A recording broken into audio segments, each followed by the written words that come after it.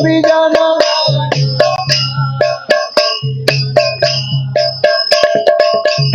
यशोदानंदन जन रंजन यशोदानंदन यशोदानंदन जन रंजन यशोदानंद यशोदानंदन जन रंजन यशोदानंद यमुना तीरा वनचारी यमुना तीरा वनचारी यमुना राधा माधव कुंज बिहारी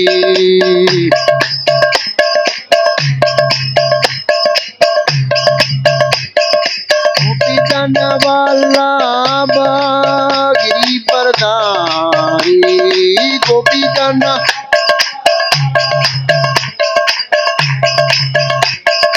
गोपीजन वल्लभ गिरिवरधारी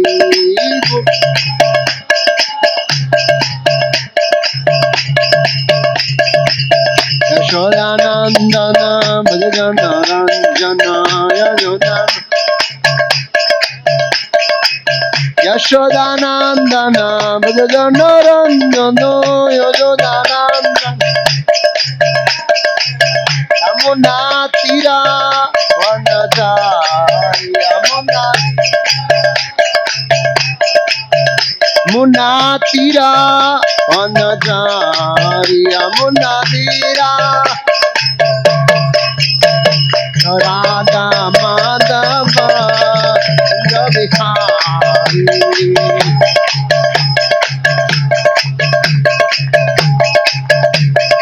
गोपीजन वल्लभ गिरिवरधारी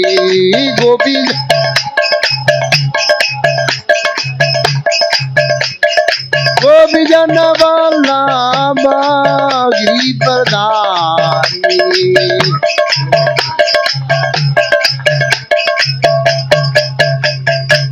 यशोदानंदन भजन रंजन यशोदानंदन भजन रंजन यशोदानंदन यमुना तीरा वनचारी यमुना तीरा वनचारी यमुना राधा माधव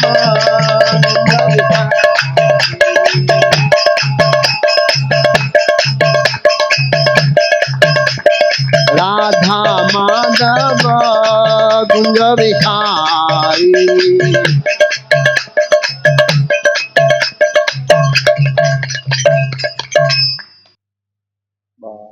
देखा इस बदन तपस्विनः दान परा यस्विनो मनस्विनो मंत्रविदः सुमंगलाः क्षेमं न विदन्ति विना यद अर्पणं तस्मै सुभद्रा सर्वसे नमः नमः तपस्विनो दानपरायस्विनो मनस्विनो मंत्रविदः सुमंगलाः क्षेमं न विदन्ति विना यदर्पणम् तस्मै सुभद्रा सर्वसे नमो नमः तपस्विनो दानपरायस्विनो मनस्विनो मंत्रविदः सुमंगलाः क्षेमं न विदन्ति विना यदर्पणम् तस्मै सुभद्रा सर्वचे नमो नमः। तपस्विनो दानपरायस्विनो नो मनस्विनो मंत्रविदः सुमंगलाः क्षेमं न विदन्ति विना यदर्पणम् तस्मै सुभद्रा सर्वसे नमो नमः।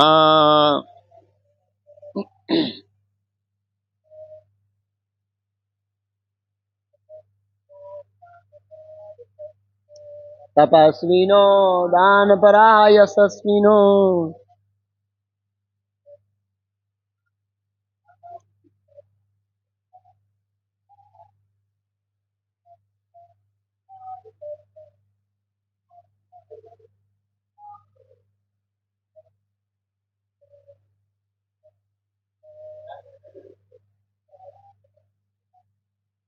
माताएं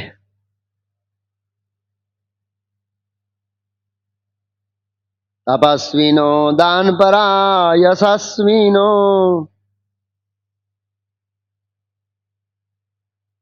स्विनो मंत्रविदः सुमंगलाः क्षेमं न विदन्ति विना यदर्पणम् तस्मै सुभद्रा सर्वसे नमो नमः। शब्दार्थ अनुवाद और तात्पर्य शिलावे चरणारविंद भक्ति वेदांत स्वयं प्रभुपाद इस्कॉन संस्थापक आचार्य द्वारा।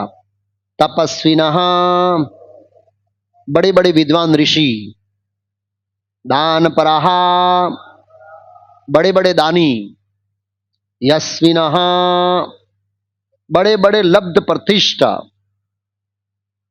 मनस्विनः बड़े बड़े दार्शनिक या योगी, मंत्रविदः वैदिक मंत्रों के उच्चारण करने वाले, सुमंगलाः वैदिक सिद्धांतों के कट्टर अनुयायी, क्षेमम सकाम फल न कभी नहीं, विदंती प्राप्त करते हैं, विना रहित, यद अर्पणम समर्पण, तस्मै उनको, सुभद्रा शुभ, सर्वसे उसके उनके विषय में सुनकर, नमः मेरा नमस्कार, नमः पुनः पुनः। अनुवाद में सर्व मंगलमय भगवान श्री कृष्ण को पुनः पुनः सादर नमस्कार करता हूं, क्योंकि बड़े बड़े विद्वान ऋषि, बड़े बड़े दानी, बड़े बड़े यश लब्धि कार्यकर्ता, बड़े बड़े दार्शनिक तथा योगी, बड़े बड़े वेद पाठी तथा बड़े बड़े वैदिक सिद्धांतों के बड़े बड़े अनुयायी तक भी ऐसे महान गुणों को भगवान की सेवा में समर्पित किए बिना कोई क्षेम अर्थात कुशलता प्राप्त नहीं कर सकते। तात्पर्य, विद्या में प्रगति, दानशीलता, मानव समाज का राजनीतिक, सामाजिक या धार्मिक नेतृत्व, दार्शनिक चिंतन, योग अभ्यास, वैदिक अनुष्ठानों में निपुणता तथा मनुष्य के ऐसे ही सारे उत्तम गुण उसकी सिद्धि प्राप्ति में तभी सहायक बनते हैं जब उनका उपयोग भगवान की सेवा में किया जाए। ऐसे किए बिना ये सारे गुण सामान्य जनों के लिए कष्ट के कारण बन जाते हैं। प्रत्येक वस्तु का उपयोग या तो अपनी इंद्रिय तृप्ति के लिए या फिर इसके अतिरिक्त अन्यों की सेवा के लिए हो सकता है। स्वार्थ भी दो प्रकार का है, निजी स्वार्थ या विस्तारित स्वार्थ। लेकिन इन दोनों प्रकार के स्वार्थों में कोई गुणात्मक अंतर नहीं है। चाहे वह निजी स्वार्थ के लिए की जाए या पारिवारिक स्वार्थ के लिए, वह एक जैसी होती है। अर्थात अपराधमय। यदि कोई चोर अपने लिए नहीं अपितु समाज या देश के लिए हित के लिए चोरी करने के कारण अपने को निर्दोष बताए तो किसी भी देश के कानून द्वारा उसे क्षमा नहीं किया जा सकता। सामान्य लोगों को इसका ज्ञान नहीं चाहता कि जीव का स्वार्थ तभी पूर्णता को प्राप्त होता है जब ऐसा स्वार्थ भगवान से स्वार्थ से अभिन्न होता है। उदाहरणार्थ, शरीर तथा आत्मा का एक साथ पालन पोषण करने में क्या स्वार्थ है? मनुष्य शरीर पालने के लिए निजी या सामाजिक धन कमाता है, किंतु जब तक ईश्वर चेतना में न रहे तब तक शरीर का पालन ईश्वर के साथ अपने संबंध की अनुभूति प्राप्त करने के लिए न हो, तब तक शरीर तथा आत्मा एक साथ पालन करने के सारे प्रयास पशु द्वारा शरीर तथा आत्मा पालन करने के समान ही है। मनुष्य शरीर के पालन पोषण का प्रयोजन पशुओं से भिन्न होता है। इसी प्रकार विद्या की प्रगति, आर्थिक विकास, दार्शनिक शोध, वैदिक साहित्य का अध्ययन और यहाँ तक कि पुण्य कर्मों को संपन्न करना, यथा दान, अस्पताल खोलना, अन्नदान करना, ये सारे कार्य भगवान से संबंधित होने चाहिए। ऐसे कार्य तथा प्रयासों का उद्देश्य भगवान की प्रसन्नता होनी चाहिए। किसी सत्ता, व्यक्ति या समूह की तुष्टि नहीं। संसिद्धिम हरितोषणम, भगवद गीता 9.27 में इसकी सिद्धांत की पुष्टि हुई है, जहां पर कहा गया है हम जो भी दान दें, जो भी तपस्या करें, वह सब भगवान को अर्पित कर देना चाहिए या उन्हीं के निर्मित करना चाहिए। ईश्वर विहीन मानवीय सभ्यता में पट्टू नेतागण तब तक शैक्षणिक उन्नति तथा आर्थिक विकास के विविध प्रयासों में कोई सफलता प्राप्त नहीं कर सकते हैं, जब तक वे ईश्वर भावना भावित न हो। ईश्वर भावनी होने के लिए मनुष्य को सर्व मंगलमय भगवान के विषय में उस तरह से श्रवण करना होता है जिस रूप में भगवद गीता तथा श्रीमद् भागवत में वर्णन हुआ है। ओम ज्ञानतिमिरान्धस्य ज्ञानांजन शलाकया चक्षुरुन्मीलितं येन तस्मै श्री गुरुवे नमः। नमो विष्णुपादाय कृष्णपृष्ठाय भूतले श्रीमते भक्ति वेदांत स्वामी इति नामिने। नमस्ते सारस्वती देवे गौरवाणी प्रचारिणे निर्विशेष शून्यवादी पाश्चात्य देशतारिणे। श्री कृष्ण चैतन्य प्रभु नित्यानंद श्री अद्वैत गदाधर शिवासादि गौर भक्तवृंद। हरे कृष्णा कृष्णा कृष्णा हरे हरे, हरे राम राम राम हरे हरे। तो चौथे अध्याय के आरंभ में, ये चौथा अध्याय का 17वां श्लोक है। चौथे अध्याय के आरंभ में परीक्षित महाराज ने भगवान की जो सृष्टि है, सर्जन लीला के बारे में प्रश्न पूछा है। भगवान कृष्ण इस सृष्टि का सर्जन कैसे करते हैं, ये उनका प्रश्न था। तो सुखदेव गोस्वामी उत्तर देने से पहले मंगलाचरण करते हैं, अर्थात मंगलाचरण के रूप में प्रार्थना करते हैं। मंगलाचरण एक प्रार्थना है और मंगलाचरण वो है जहां पर कृपा याचना है भगवान की, उनसे बोलने की अनुमति के लिए, उनकी कृपा के लिए, ताकि वो भगवान की सृष्टि के सर्जन के बारे में बोल सके। भगवान का शुद्ध भक्त होता है, वो हमेशा पूर्ण रूप से भगवान पर निर्भर रहता है। उनकी अपनी योजना नहीं होती है, भगवान की योजना के अनुसार चलता है। कई बार हम टारगेट बनाते हैं, ये टारगेट, तो ये सैद्धांतिक नहीं है। एक टारगेट होना चाहिए, जैसे प्रभुपाद जी पुस्तक वितरण में दिया है, लेकिन कुछ चीजों में भक्ति सिद्धांत महाराज का स्लोगन था। कई बार भक्ति सिद्धांत महाराज को पूछते थे प्रभुपाद जी के गुरु जी को, गुरु जी कल यहाँ सत्संग होगा? बोला हाँ, कृष्ण की इच्छा होगी तो होगा। यही उनका स्लोगन था बस। कृष्ण की इच्छा होगी तो होगा, कृष्ण की इच्छा होगी तो मैं जाऊंगा, कृष्ण की इच्छा होगी तो मैं बोलूंगा, ऐसे बोलते थे। वो पूरे निर्भर रहते थे। ऐसे सुखदेव गोस्वामी भगवान कृष्ण के परम भक्त हैं और जब सृष्टि के सर्जन के बारे में प्रश्न पूछा गया तो वो बहुत गदगदित हो गए, उनके शरीर में रोमांच कंपा हो गया। ऐसे कृष्ण की अद्भुत लीलाओं के बारे में परीक्षित महाराज ने प्रश्न पूछकर उनको बहुत तीव्र स्मरण हो आया भगवान कृष्ण का। इसलिए काफी श्लोकों में, श्लोक संख्या 11 से लेकर काफी श्लोकों में आगे आएगा, 11 से लेकर समझो ना, बहुत सारे श्लोक हैं, 20-22 तक। सुखदेव गोस्वामी भगवान कृष्ण को प्रार्थनाएं करेंगे मंगलाचरण के रूप में। तो यहां पर यह शिक्षा मिलती है कि भगवान की कृपा के बिना कोई नहीं बोल सकता।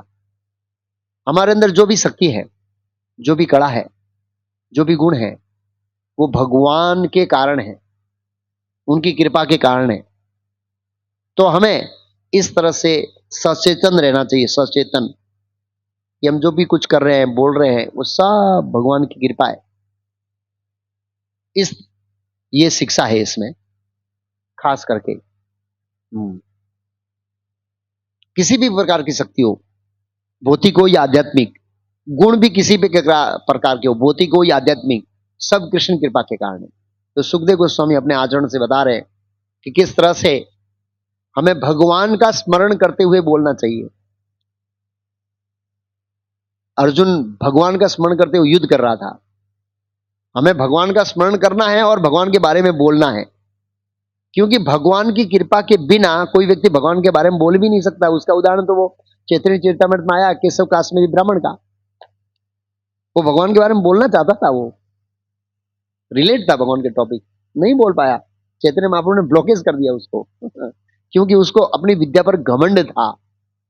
तो हमें अपनी शक्तियों पर घमंड नहीं होना चाहिए, अपनी विद्वत्ता पर घमंड नहीं होना चाहिए। ये श्लोक बहुत महत्वपूर्ण है, इसके बारे में ही है। ये शिक्षा देना चाहते हैं सुखदेव गोस्वामी। तो श्लोक संख्या 15, 16, 17 3 श्लोक है आज के। 15 श्लोक का सार बता देता हूं, बहुत सुंदर है वो भी। यत् कीर्तनम यत् स्मरणम यद इक्षणम यद वंदनम यद श्रवणम यद हरणम लोकस्य सद्यो विदुनोति कल्मषम तस्मै सुभद्र सर्वसे नमो नमः। नीचे की लाइन सेम है। मैं सर्व मंगलमय भगवान कृष्ण को प्रणाम करता हूं। सर्व और मंगलमय, ये बहुत महत्वपूर्ण है। सर्व मंगलमय, जितने भी मंगलकारी चीज है उसमें से सबसे ज्यादा मंगलकारी भगवान है, और भगवान का नाम है। तिरुपति की कथा में आता है, क्या नाम है पद्मावती के पिताजी का नाम याद है कुछ? आकाश राज ने पत्र लिखा श्रीनिवास को, भगवान श्रीनिवास को, मैं सर्व मंगलमय भगवान श्रीनिवास को सादर प्रणाम करता हूं। सेम लाइन, सर्व मंगलमय, ऐसे सर्व मंगलमय भगवान श्रीनिवास को मैं प्रणाम करता हूं। तो वास्तव में भगवान सर्व मंगलमय है, क्योंकि वो परम पवित्र है, पर ब्रह्म परम धाम पवित्रम परम भगवान, परम पवित्र है भगवान। और परम पवित्र होने के कारण वो सबका मंगल करते हैं, और हमेशा उनकी इच्छा रहती है सबका मंगल हो। तो भगवान कृष्ण को जो सर्व मंगल में प्रणाम करता हूं, जिनके यशोगान स्मरण दर्शन वंदन श्रवण पूजन के पूजन से पाप करने वाले सारे पाप धुल जाते हैं। श्लोक संख्या 16, उसमें भी ऐसा ही है। विचक्षणा यश शरणोपाद सानातः संगम विदुत भयतो अंतर आत्मनः विदन्ति ही ब्रह्म गतिम गत कलमः तस्मै सुभद्रे सर्वेस्य नमः। मैं सर्व मंगल में भगवान श्री कृष्ण को प्रणाम करता हूं। उनके चरण कमलों की शरण ग्रहण करने मात्र से उच्च कोटि के बुद्धिमान, विचक्षणा, विचक्षण मीन्स ज्ञानी, ज्ञानी बहुत बुद्धिमान होते हैं। भगवान ने सामान्य व्यक्तियों को व्यक्तियों की दृष्टि में ज्ञानी को सर्वोच्च बताया है भगवत गीता के अंदर। 4 प्रकार के लोग भगवान के शरण में आते हैं। चतुर्विधा भजन्ते मां जना सुकृति अर्जुन आर्थो अर्थात जिज्ञासु, ज्ञानी से भरता सब, ज्ञानी 4 आते हैं। तो उसके लास्ट में सुख में बताया उदारा सर्वे वेते, ये सभी उदार है। ज्ञानी नो ही प्रिय चमे, ज्ञानी मुझे प्रिय है, समझ के आता है। इसलिए भक्ति समझ के करनी चाहिए। क्यों कर रहा हूं, क्यों सेवा कर रहा हूं, सेवा भी समझ के करनी चाहिए। जब सेवा समझ के करेंगे तो रस आएगा, नहीं तो क्या आएगा, बोझ आएगा। 2 चीज है, एक तो बोझ है, कितना सेवा दे दिया, मेरे को जाना है, 2 बज गया है, माता जी लीमड़े के नीचे बैठे देख रही है, मेरे प्रभु जी कहाँ हैं, प्रभु जी बर्तन धो रहे हैं, जाके इशारा करती है जल्दी जल्दी करो, पूरा कर दो। तो वो बोझ समझेंगे उसको, बोझ, बिना समझ के सेवा करेंगे तो। लेकिन अगर समझ होगी कि हम किसकी सेवा कर रहे हैं, भगवान की, तो बोझ नहीं होगा, रस आएगा, रस, उत्साह, उत्साह निश्चय धैर्य तत् कर्म प्रवणता संग त्यागो सर्ववृत्ति भक्ति प्रसिद्धति, 6 प्रकार के जो गुण है। ओके, तो नमस्कार करता हूं कि उच्च कोटि के बुद्धिमान जन वर्तमान तथा भावी अस्तित्व की सारी आसक्तियों से छुटकारा पा सकते हैं। अगर ज्ञानी को भी भौतिक जगत से आसक्ति से छुटकारा पाना है तो सर्व मंगलमय सुभद्र स्वे नमो नमः भगवान की शरण लेनी पड़ेगी, नहीं तो वो ज्ञानी भी अपनी आसक्ति को छुड़ा नहीं सकता है। भौतिक जगत से आसक्ति छूटना इतना आसान नहीं है। हम जन्मों जन्मों से इस शरीर भाव में हैं, और कितने सालों से कितना अभ्यास चल रहा है, फिर भी शरीर से भाव से बाहर नहीं निकल पा रहे। तो ये बहुत महत्वपूर्ण है। विशेष नाम है बुद्धिमान, बुद्धिमान मीन्स ज्ञानी, ज्ञानी हर चीज समझ के साथ करता है। इसलिए हर चीज समझ के साथ होनी चाहिए। अब आता है ये श्लोक जो हमारे लिए बहुत बहुत महत्वपूर्ण है। इस श्लोक के अंदर सबसे महत्वपूर्ण शिक्षा है कि हमारे जो उत्तम गुण हैं, उत्तम गुण, चाहे वो भौतिक हो चाहे वो आध्यात्मिक हो। भौतिक मीन्स कोई नैतिकता का पालन करता है, वो भौतिक गुण है। आध्यात्मिक गुण भी है, भौतिक गुण भी है, दोनों गुण है। वो भगवान की सेवा में नहीं लगाते हैं तो उन गुणों से हमारा कुशल क्षेमम न विदंती विना यद अर्पणम, आपका कल्याण नहीं होगा, क्षेम नहीं होगा। क्षेमम, क्षेमम इस कल्याण, न विदंती होता है विना यद अर्पणम, वो गुण भगवान की सेवा में आप नहीं लगाते हैं तो हमारा कोई कल्याण नहीं हो सकता। कौन कौन से गुण है इसमें? 6 गुण बताए इस श्लोक में, बाद में बताऊंगा मैं। और किन किन लोगों के अंदर ये 6 गुण थे जो इस श्लोक में बताया, 6 गुण, और किन्नों ने अर्पण किया तो उनको कल्याण हुआ और किन लोगों ने अर्पण नहीं किया तो कल्याण नहीं हुआ। अगर प्रभुपाद जी ने तात्पर्य में लिखा है कि हमारे इतने सारे अच्छे गुण हैं, अगर हम भगवान को अर्पण नहीं करते हैं तो क्या होता है? प्रभुपाद जी कहते हैं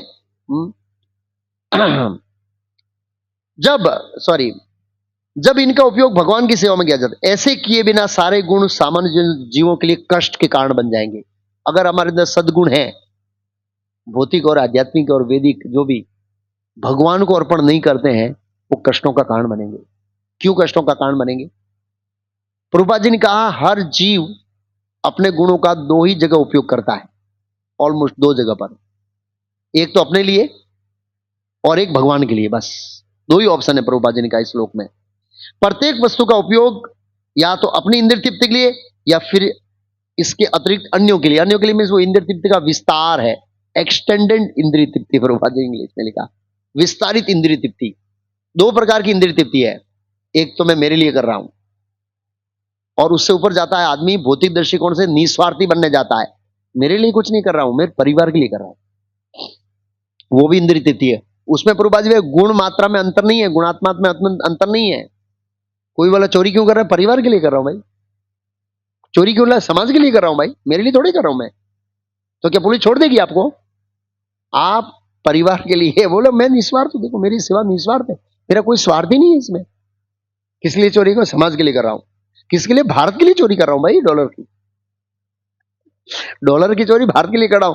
तो अमेरिका वाले छोड़ देंगे? आप बहुत अच्छे व्यक्ति हैं, बहुत नैतिकतावादी है, अपने देश के लिए कर रहे, अपने लिए कर रहे, छोड़ देगा कोई? नहीं छोड़ेगा। वो स्वार्थ विस्तारित स्वार्थ वाला है, प्रभुपाद जी कहते हैं। बहुत सुंदर लिखा पाए प्रभुपाद जी ने। यदि कोई चोर अपने लिए नहीं अपितु समाज या देश के लिए चोरी करता है, करने का कारण निर्दोष पाता है तो किसी देश के कानून द्वारा उसे क्षमा नहीं किया जा सकता है। सामान्य लोगों को इसका ज्ञान नहीं रहता है कि जीव का स्वार्थ तभी पूर्ण होता है जब वो स्वार्थ भगवान से मिलता है। हमारा स्वार्थ भगवान के स्वार्थ में मैचिंग होना चाहिए। नहीं स्वार्थ गति विष्णु दुराशया बहिर्अर्थमानिन। प्रहलाद महाराज कहते हैं कि जीव को अपना स्वार्थ ही पता नहीं है कि उसका स्वार्थ किसमें है। बहिर्अर्थ मानिन, बहिर्अर्थ को स्वार्थ मानने, बहिर्मन जो शरीर और शरीर के संबंधित जो अर्थ है उनको स्वार्थ मानने, और स्वार्थ जो आत्मा है, न ही स्वार्थ गतिम विष्णु, रियल स्वार्थ तो हमारा विष्णु के अंदर निहित है, उसको तो मानते ही नहीं है, उसके ऊपर तो फोकस ही नहीं है, उसके लिए तो प्रयास ही नहीं है, उसके लिए तो विचार ही नहीं है हमारे पास कि हमारा निहित स्वार्थ तो विष्णु के लिए। वहां कहां विचार है हमारे जीवन में? कहां प्लानिंग है हमारे जीवन में विष्णु के लिए? कोई प्लानिंग नहीं है, कोई विचार नहीं है, कोई प्रयास नहीं है, तो वो तो बहिर्अर्थ। तो जब हम अपने गुणों का, प्रभुपाद जी ने क्यों लिखा है यहां पर कि कष्टों के कारण बनेंगे? अगर हम अंदर सद्गुण है बहुत सारे, अगर हम उनको भगवान की सेवा में नहीं लगाते तो स्वाभाविक हम किसकी सेवा में लगाएंगे? अपने लिए।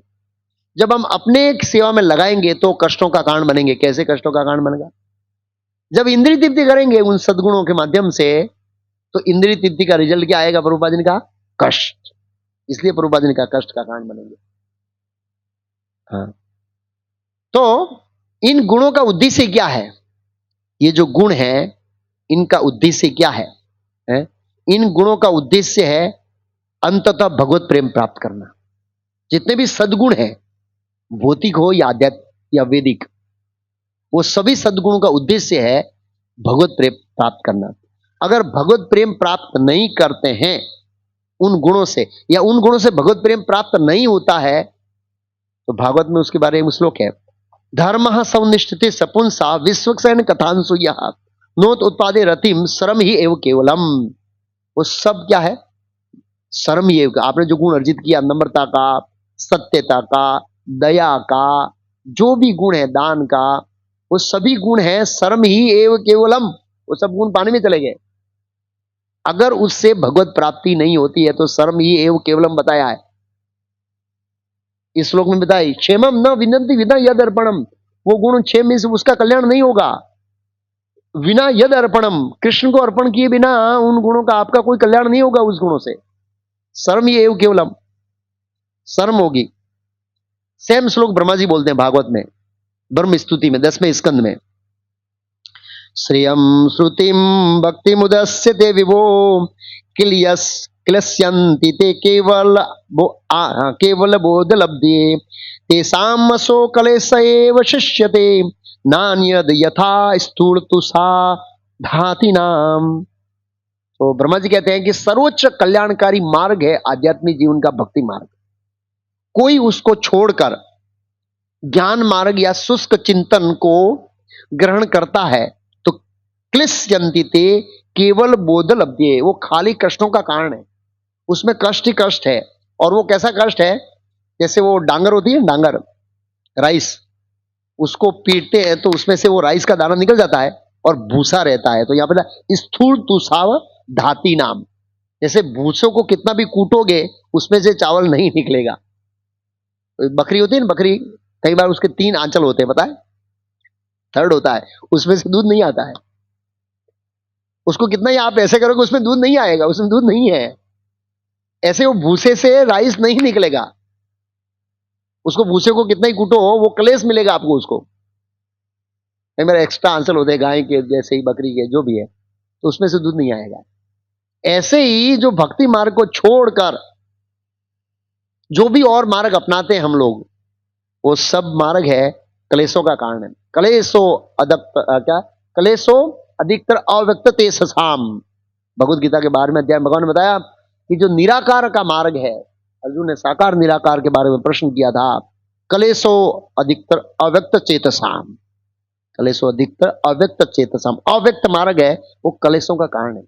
ऐसे ही भक्ति योग के सिवाय जितने भी है, ब्रह्मा जी कहते हैं कलेशों का कारण है। तेषाम असो कलेश से एवं शिष्यते, उसमें कलेश ही कलेश है। तो इस श्लोक में 6 गुणों का वर्णन किया है। कितने गुणों का वर्णन है?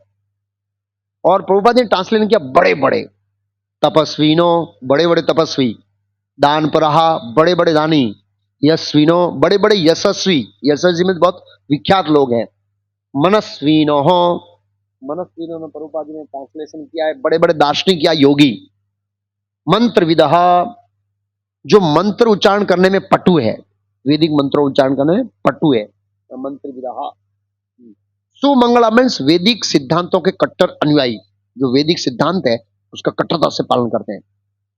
वो सभी गुण, क्षेमम न विदंती विना यद अर्पणम, अगर वो गुण आपको अर्पण नहीं करते हैं प्रभु, तो उसका कोई क्षेम नहीं हो सकता। तो एक एक का नाम लेंगे हम लोग, एक एक गुण के बारे में चर्चा करेंगे। तपस्वी न हो, तपस्वी, बड़े बड़े तपस्वी है, अगर उनकी तपस्याओं का भगवान से संलग्न नहीं करता है, भगवान को जोड़ता नहीं वो तपस्या, तो उसका कल्याण नहीं हो सकता। महाभारत में एक कथा है, बहुत सारे मैंने एक एक कैरेक्टर लिए हैं ताकि कंपैरिजन कर सकें। एक साइड में कौन है? कंद मुनि है, जिनका तपस्या का उद्देश्य क्या है? एवं परंपरा प्राप्तम, ब्रह्मा जी की आज्ञा थी, जाओ पुत्र तपस्या करो प्रजा उत्पन्न करने के लिए, भगवान विष्णु से वर प्राप्त करो। तो गुरु की आज्ञा का पालन करना था, भगवान को प्रसन्न करने के लिए तपस्या किया, सिद्धि प्राप्त हुई जन्म मृत्यु जरा व्याधि से। दूसरी साइड में कौन है? उत्तंग ऋषि है। महाभारत में आपने उत्तंग ऋषि का नाम सुना होगा। ये राजस्थान में रहते थे, मरुस्थल में, और भगवान कृष्ण यहां से द्वारका गए तो रास्ते में थे और दर्शन किया। जानते थे कृष्ण भगवान है, वो भक्त नहीं थे, वो तपस्वी थे, जानते थे कृष्ण भगवान है। तो बोला वासुदेव युद्ध रोकने का प्रयास चल रहा है, बोला हाँ उत्तम ऋषि, प्रयास तो यही है। बोला आशा करता हूं कि आप सबको समझाकर वापस आएंगे। और भगवान गए और रिटर्न आ रहे थे, सब कुशल मंगल। इनडायरेक्टली बोला भगवान ने वैसे तो सब कुशल मंगल ही है, क्योंकि पांडव राजगद्दी पर बैठ गए, क्या स्थिति है? बोला सब मारे गए, सब मारे गए। कैसे हो गया? बोला युद्ध हो गया। अच्छा, आपने रोकने का प्रयास नहीं किया? आप भगवान है, सब कुछ आपके हाथ में, रोका क्यों नहीं? बहुत प्रयास किया। ये कैसे हो सकता है? भगवान चाहते हैं तो रोक नहीं सकते? लोग ऐसे बोलते हैं, भगवान चाहते रोक नहीं सकते। और फिर उन्होंने कहा मैं आपको श्राप देता हूं। भगवान ने कहा मुनिवर, आप बालपन से, मुझे सम्मान किया भगवान ने, बालपन से आपने नैष्ठिक ब्रह्मचारी का पालन किया है, तपस्या बहुत किया है, गुरु की सेवा किया है, आपने अपने गुरु वेद को प्रसन्न किया है। महाभारत में उसमें उनका गुरु वेद प्रसंग आता है। और अपने गुरु दक्षिणा देने के लिए भी कष्ट उठाया, सेठ पाताल लोग गए उत्तंग ऋषि गुरु दक्षिणा देने के लिए। उसके गुरु वेद थे, और वेद की जो पत्नी थी उनको एक राजा का कुंडल पहनना था, वो कुंडल लेके आ रहे थे और रास्ते में कुंडल रखा और तक्षक लेके चला गया पाताल में, और ये पाताल में गए उत्तंग ऋषि, इतने शक्तिशाली थे, और लाके गुरु को वो दिया। इतना तपस्या किया, वो गुरु दक्षिणा देना इतना आसान नहीं है। तो आपने तपस्या किया है, और मैं नहीं चाहता हूं कि आपकी तपस्या भस्मीभूत हो जाए, मतलब चली जाए, नष्ट हो जाए, क्योंकि मैं भगवान हूं। भगवान ने विश्वरूप बताया, आपको बताया, उत्तंग ऋषि को बताया, विश्वरूप बताया, जैसे दुर्योधन को बताया विश्वरूप, मैं भगवान हूं, मुझे कोई श्राप असर नहीं कर सकता है। तो बोले ये गांधारी ने श्राप दिया, तुम्हारा कुल का नाश हो गया, उसका क्या? वो भगवान ने स्वीकार किया था, याद रखना। भगवान ने अपनी इच्छा से स्वीकार किया था, निमित्त बनाने के लिए। दो कारण था गांधारी का श्राप करने के पीछे, दो कारण। पहला, भगवान निमित्त बनने के लिए चाहते थे। दूसरा, स्त्रियों को प्रेरित करने के लिए कि वो पतिव्रता स्त्री होती है, उसका पावर क्या होता है, वो प्रेरणा देने के लिए वो भगवान को भी श्राप दे सकती है। मतलब ये एक भाव, मतलब वो इतनी शक्तिशाली होती है। तो ये एग्जाम्पल सेट करने के लिए और एक प्रेरणा देने के लिए कि स्त्रियों को कैसे पतिव्रता बनना है, कितना सामर्थ्य आ सकता है, स्वीकार किया भगवान ने। तो उत्तंग ऋषि ठंडे हो गए। भगवान ने बोला मुझे कोई श्राप असर नहीं करेगा, लेकिन आपकी तपस्या सब चली जाएगी, मैं नहीं चाहता हूं। तब वो ठंडे हुए, थोड़ी स्तुति किया भगवान की। भगवान ने कहा क्या वर चाहते हो? बोला, और दूसरी कथा है आगे की, इतने में नहीं जाऊंगा। लेकिन इधर देखते हैं कि उत्तंग ऋषि तपस्वी से, कंदमुनि तपस्वी से। कंदमुनि ने अपनी तपस्या को भगवान को प्रसन्न करने के लिए अर्पण किया, उत्तंग ऋषि ने ऐसा नहीं किया। उसको सिद्धि प्राप्त नहीं हुई, जन्म मृत्यु जरा व्याधि मुक्ति प्राप्त नहीं, वो तो स्वर्ग में गए, तपस्वी सब स्वर्ग में जाते हैं, और कंदमुनि भगवत धाम गए, और उनके घर में तो भगवान उतरे साक्षात। एक एग्जाम्पल, तपस्वी न हो। फिर दूसरा आता है दान परोहा, दानी, बहुत बड़े बड़े दानी है, फेमस है दानवीर कर्ण, लोग बोलते हैं दानवीर कर्ण। लेकिन दानवीर कर्ण के अंदर भी स्वार्थ पड़ा है। लोग सोचते हैं दानवीर कर्ण निष्काम था, गलत बात है। उनको भी स्वार्थ, अगर निष्काम होता तो वो जब देवराज इंद्र ब्राह्मण बन के आए, तब वो दान के बदले में शक्ति नहीं मांगता, मुझे कुछ नहीं चाहिए, शक्ति मांगा ना, वरदान चाहिए, कवच कुंडल दान लिया और वरदान मांग लिया, तो ये तो सौदा हो गया, ये निष्कामता कहां है भाई? क्यों? क्योंकि इस भौतिक जगत में कोई कितना भी बड़ा क्यों ना हो, उसके अंदर दोष रहता है। जो भी सोशल एक्टिविटी करते हैं उनके अंदर भी स्वार्थ तो रहता है। जब अपना स्वार्थ दिखता है ना, तो दूसरे के स्वार्थ पर बलि चढ़ा देता है। आप समझे?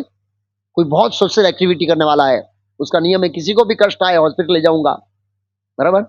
वो जा रहा है, रास्ते में एक एक्सीडेंट हो गया है, अब अपनी बच्ची को छोड़ने जा रहा है, 12 का एग्जाम है, अगर टाइम से नहीं पहुंचा तो एग्जाम में एंट्री नहीं दिया जाएगा। क्या वो उसको एक्सीडेंट वाले को वहां ले जाएगा? नहीं ले जाएगा, वो पहले अपने बच्चे को छोड़ेगा। एक एग्जाम्पल है। तो भौतिक जगत में कहीं ना कहीं स्वार्थ हमारे ऊपर लाद जया जाता है, वो प्रभावित हो जाते हैं। तो दानवीर कर्ण दानवीर थे, लेकिन उनकी सदगति नहीं हुई, वो तो स्वर्ग गए। भगवान के परम भक्त के रूप में उसका क्षेमम न विदंती विना अर्पणम, उन्होंने वो भगवान को अर्पण नहीं किया। भगवान ने समझाया था, नहीं समझे। तो कहने का मतलब है जब तक उनका दान भगवान से नहीं जुड़ता है, भगवान की सेवा में उपयोग नहीं होता है, उसका क्षेमम नहीं हो सकता है, कर्ण का कल्याण नहीं हुआ। हम कल्याण का मतलब है भगवत धाम को प्रस्थान की बात कर रहे हैं भगवान के शुद्ध भक्त के रूप में। दूसरे महाराज नृग, वो भी बहुत बड़े दानवीर थे, उसके सामने कर्ण तो कुछ नहीं है, एक मूर्ति। वो तो रोज 1000 गायों को सोने के सींगड़े से बांध कर वो क्या कर रहे, सेना सोना लगा कर देते थे। इतने बड़े दानवीर थे, लेकिन भगवान के भक्त नहीं थे, कल्याण नहीं हुआ। गिरगिट बन गए दूसरे जन्म में, काचिंडा बन गए। इतना दान देने के बाद रोज कितनी गायों देते थे? 1000 गायें देते थे। तो हम 1000 गाय तो चारा भी नहीं डालते रोज, हमारा क्या होगा? हम बनेंगे क्या? जब इतना बड़ा दानवीर ये बन जाता है, क्योंकि उनका दान है ना वो भगवान से संबंधित नहीं था, पुण्य कर्म से संबंधित था। मैं स्वर्ग में जाऊंगा इस उद्देश्य से था, अगला जन्म में मेरे को बहुत अच्छा मिलेगा, ये था। लेकिन इस्कॉन का कोई भक्त पहुंच गया वहां पर, महाराज नर के पास, भागवतम चाहिए मुझे पढ़ने के लिए, भागवतम नहीं है तो भागवतम गिफ्ट किया। इसके कारण नेक्स्ट जन्म में वो गिरगिट बनने के बाद भगवान कृष्ण ने उसका उद्धार किया। फिर कहां गए किसी को पता है? नरक मार्ग की गति क्या हुई भगवान को मिलने के बाद? वेंकुट गए, और जगह पे गए, या राजा बन के वापस कहां गए किसी को पता है? याद खड़े करेंगे काले, बोलेंगे नहीं, हाथ खड़े करेंगे। हमें पता होना चाहिए कि भगवान का दर्शन करने के बाद व्यक्ति कहां जाता है? वेंकुट जाता है। क्या नरक मार्ग गए? नहीं गए। अरे क्यों नहीं गए? ये बोलो मत तू। हमें भक्तों को पता होना चाहिए कि जो पुण्य कर्म करते वो जाते कहां हैं। अरे भाई वो भगवान का दर्शन किया, लेकिन उसको पुण्य कर्म इतना था कि वो स्वर्ग में जाना है, इच्छा स्वर्ग की थी, इसलिए तो पुण्य कर्म किया। और उन्होंने कहा भगवान को, हे प्रभु अब मुझे आज्ञा दीजिए, मैं स्वर्ग जाता हूं। वो तो बड़े उत्साही थे स्वर्ग जाने के लिए। कल्याण नहीं हुआ, क्यों? क्यों कल्याण नहीं हुआ? क्षेमम न विदंती बिना यर्पण, उन्होंने अपने कर्म को भगवान, अपने क्या कर दान को भगवान को अर्पण नहीं किया, इसलिए उनका कल्याण नहीं हुआ। कैसे कल्याण नहीं हुआ? क्षीणे पुणे मृत्यु लोके विसंति, वो पुण्य क्षीण होते वापस यहीं आए होंगे। और वो भागवतम दिया, इसलिए फिर भगवान ने उसके ऊपर कृपा करके अगर भक्तों को मिलाया होगा और उनको भक्ति करके अब तो भगवान धाम में गए होंगे, ऐसी आशा रखते हैं। इस दुनिया में नहीं होंगे, लेकिन एक बता रहा हूं ऐसे। यस, भगवान को अर्पण नहीं, इतना बड़ा दान दिया लेकिन भगवान को नहीं दिया, इसलिए। हाँ? आगे जाते हैं, क्या लिखा है? यशस्विनो, यशस्वी, बड़े बड़े यशस्वी लोग जिनकी कीर्ति तीनों लोकों में फैली हुई है, ऐसे लोग कौन है? महाराज नल। महाराज नल ये बहुत पुण्यात्मा राजा थे, पुण्यशाली राजा थे, जिनका यश तीनों लोकों में फैला था। ऐसे राजा है, तो उनका भी क्षेम नहीं हुआ। इतने बड़े पुण्यात्मा होने के बाद भी उनको भगवत धाम नहीं मिला। ऐसा नहीं लिखा वो भगवत धाम गए, वो स्वर्ग गए। उसके बाद आता महाराज नहुस, वो भी फेमस है, वो भी बहुत पुण्यात्मा में फेमस थे, उनका पुण्य बहुत था, इस शरीर के साथ स्वर्ग गए। हुआ क्या? क्या बन गए दूसरे जन्म? सरप बन गए भाई, क्योंकि उन्होंने अपने पुण्य को भगवान से नहीं जोड़ा, अपने कार्यों को भगवान से नहीं जोड़ा। इतने यशस्वी थे, इतने पुण्यशाली थे कि सप्तऋषियों ने सिलेक्शन किया कि इंद्र इंद्र इंद्र पद पर नहीं है तो इसको राजा बनाओ। इतनी ख्याति थी तीनों लोगों में, लेकिन क्या खाती काम की, सांप बन के हिमालय में पड़े, और फिर युधिष्ठिर महाराज ने उद्धार किया, भक्तों ने उद्धार किया भगवान से। फिर है राजा हरिश्चंद्र। हरिश्चंद्र की ख्याति क्या थी? यशस्वी, क्या यश था हरिश्चंद्र का? सत्यवादी के रूप में, एक बार वचन दिया तो बोल दिया।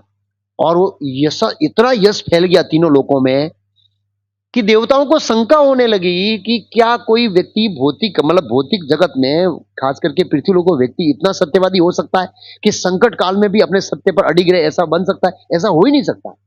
कहीं ना कहीं व्यक्ति को स्वार्थ पकड़ लेगा, उसको वो सत्य से हिल जाएगा।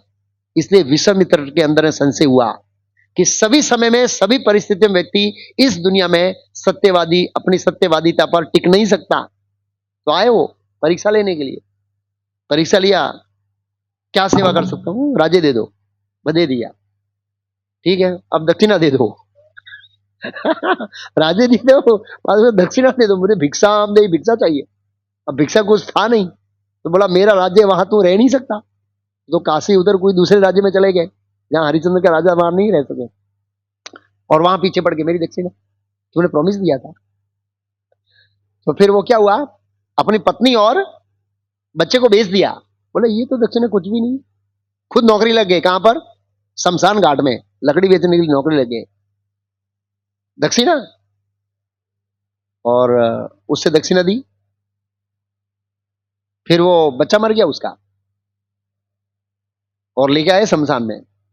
बोला इसका लकड़ी का चार्ज देना पड़ेगा, इसको मैं जलाऊंगी नहीं। कौन थी सामने? उनकी पत्नी थी, उनका ही बच्चा था, और ये भी सत्यवादी थे। मैं मालिक नहीं हूं। कौन हूं? नौकर हूं। इसका टैक्स तो लूंगा मैं।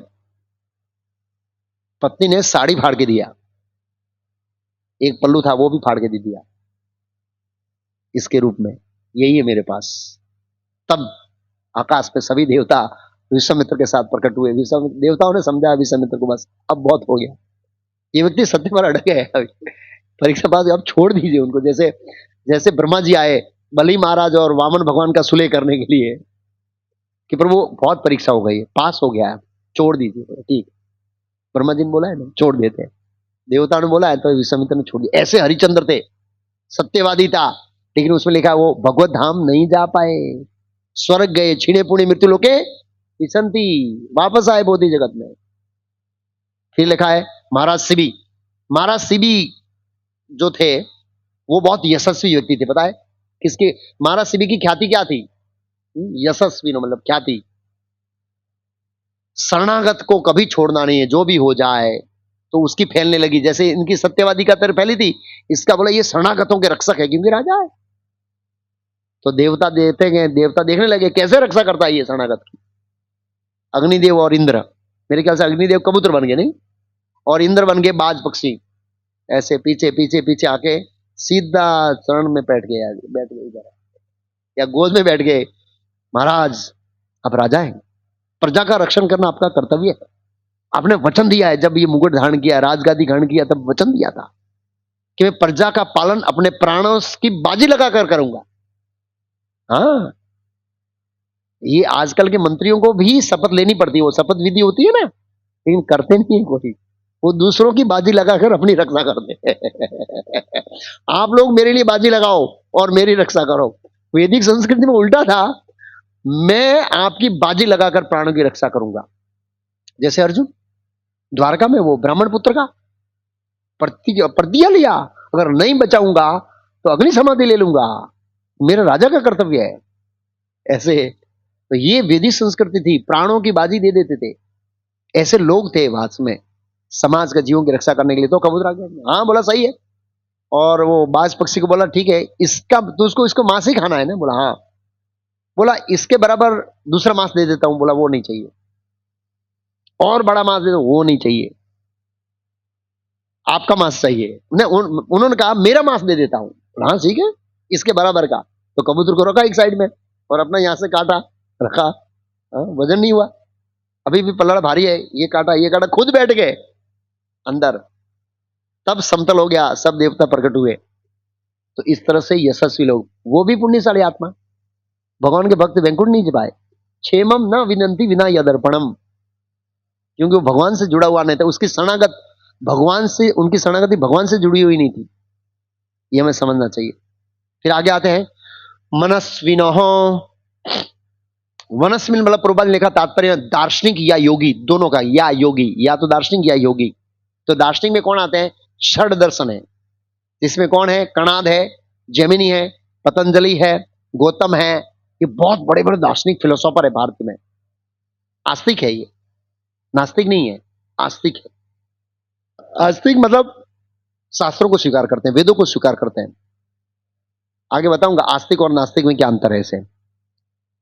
तो ये सब बड़े बड़े दार्शनिक है, लेकिन भगवान के परम भक्त नहीं है।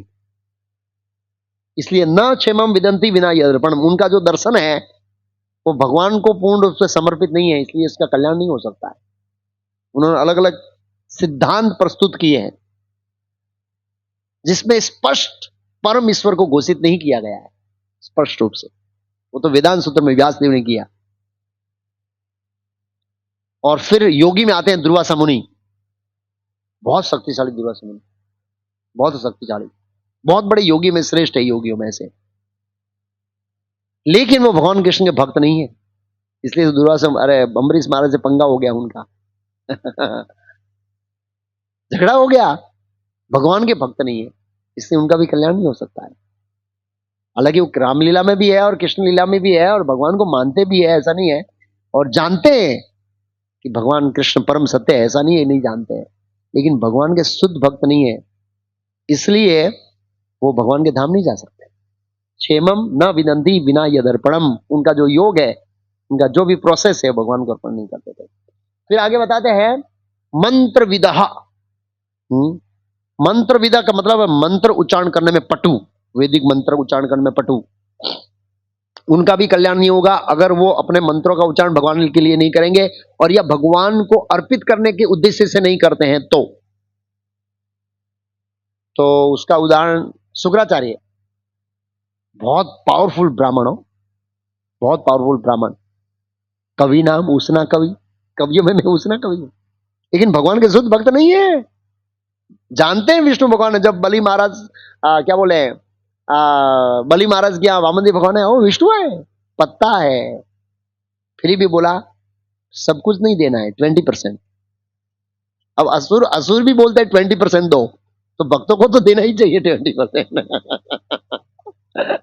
असुर का गुरु बोलता है 20%, सब कुछ नहीं देना है इनको, हमारे लिए रखना है, धर्म अर्थ काम मोक्ष, इससे सिद्धि होगी, विष्णु को देने से सिद्धि नहीं होगी। विष्णु को मानते हैं भगवान है, सब कुछ है, ऐसा है।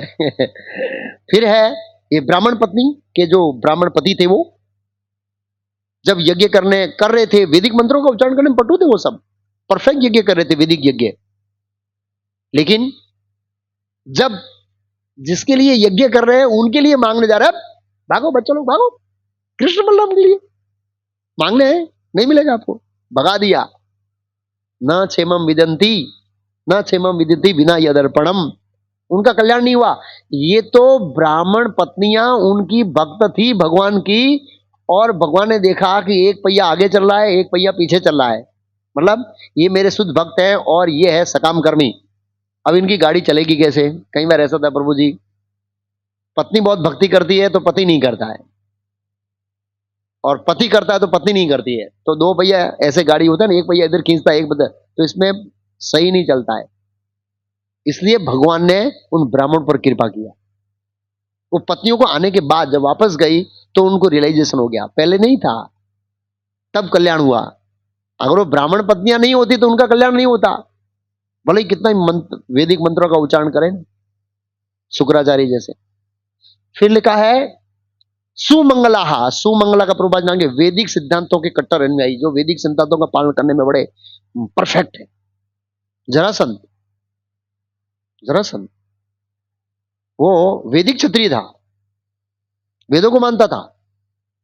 वेदों को मानने का मतलब है ब्राह्मणों का सम्मान, ब्राह्मणों की आज्ञा, और ये जो जरासंध है ये ब्राह्मणों का बहुत सम्मान करता था, ब्राह्मणों को विश्वास करता था, और ब्राह्मण संस्कृति को मानता था, लेकिन जो ब्राह्मण संस्कृति का उद्देश्य है उसको ही नहीं मानता था।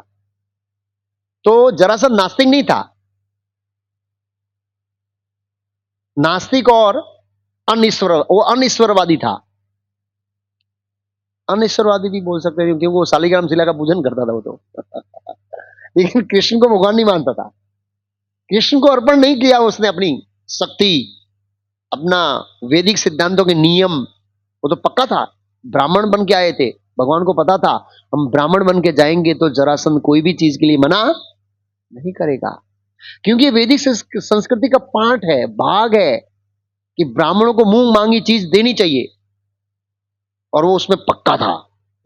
सुमंगलाहा, वो पक्का था उसका न्यायी, तो उसको पता है कि ब्राह्मणों को देने से भला होगा, ब्राह्मणों का क्या करने से, क्या बोल रहे हैं, ब्राह्मणों का सम्मान करना, ब्राह्मणों का पूजन करना, ब्राह्मणों को प्रसाद खिलाना, उससे बहुत लाभ होता है, उसको पता था जरासंध को, और उसके बल पर तो जीता था।